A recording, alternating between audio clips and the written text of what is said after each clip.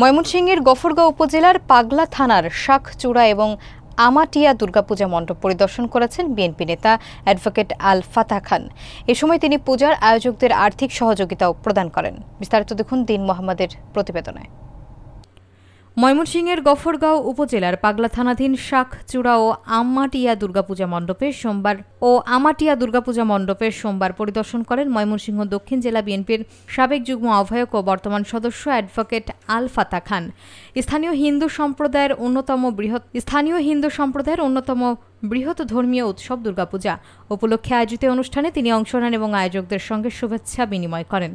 তিনি বলেন, ধর্ম যার যার উৎসব সবার, এই চেতনাকে ধারণ করে সামাজিক শান্তি ও সম্প্রীতি বজায় রাখা জরুরি। স্থানীয় পূজা আয়োজকরা তার এই উদ্যোগকে সাধুবাদ জানিয়ে কৃতজ্ঞতা প্রকাশ করেন। তারা জানান, সামাজিক সম্প্রীতির এ ধরনের সহযোগিতা ধর্ম বর্ণ নির্বিশেষে সবাইকে আরও কাছে নিয়ে আসে।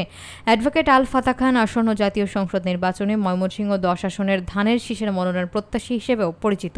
তার এই পরিদর্শন স্থানীয় এলাকায় রাজনৈতিকভাবেও ব্যাপক আলোচনার জন্ম নিয়েছে। স্বাধীনভাবে, সুন্দরভাবে, বাধাহীনভাবে সকল ধর্ম বর্ণের লোকজন তাদের ধর্মীয় আচার অনুষ্ঠান পালন করতে পারে।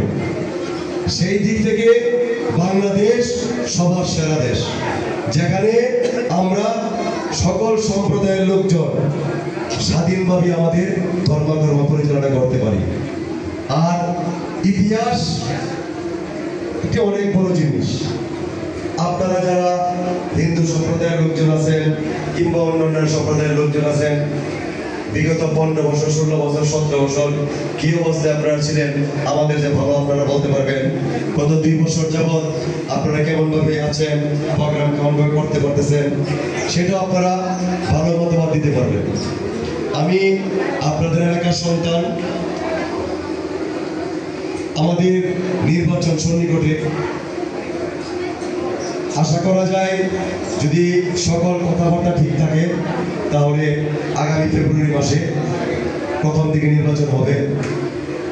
এই দুর্গা উৎসবের মাধ্যমে আজকে আমরা যারা উপস্থিত আমার হিন্দু ভাই বোন, তাদের কাছ থেকে আমি দোয়া এবং সাহায্য প্রার্থনা করতেছি।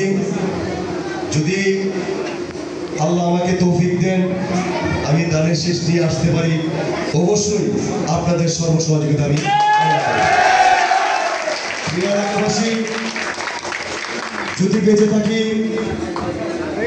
আমাদের একটি দোষ আছে, হ্যাঁ কথাটা সত্যি, যে বিভিন্ন পর্যায়ে আমাদের এলাকা থেকে অনেক হিন্দু সম্প্রদায়ের লোকজন এখান থেকে চলে গিয়েছেন, বিভিন্ন কারণে ব্যক্তিগত কারণে গিয়েছেন, হয়তো অনেক সময় অনেক সমস্যার কারণে চলে গিয়েছেন।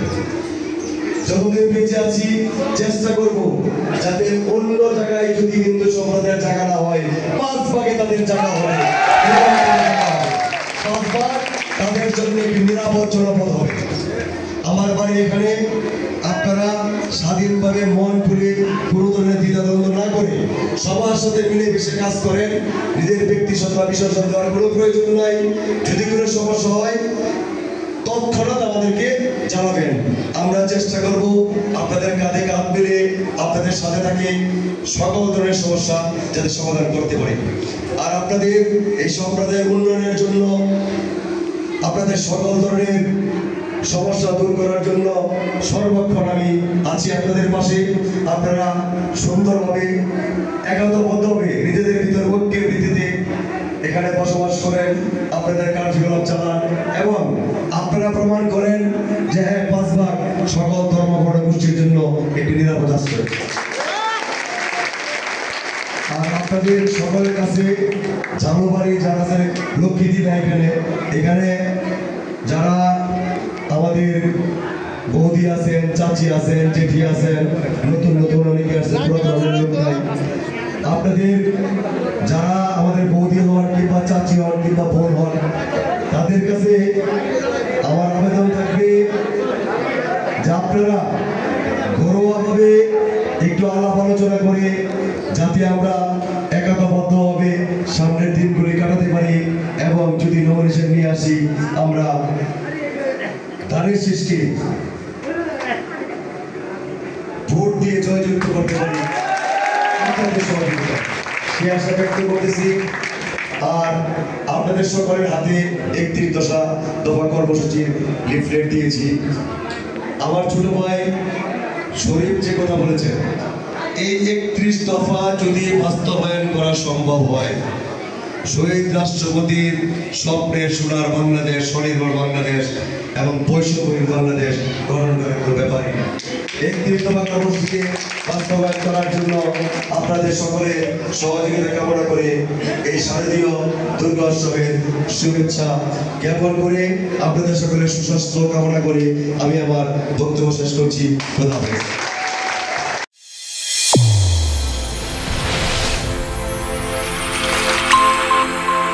চ্যানেল A1 হৃদয়ের স্পন্দন।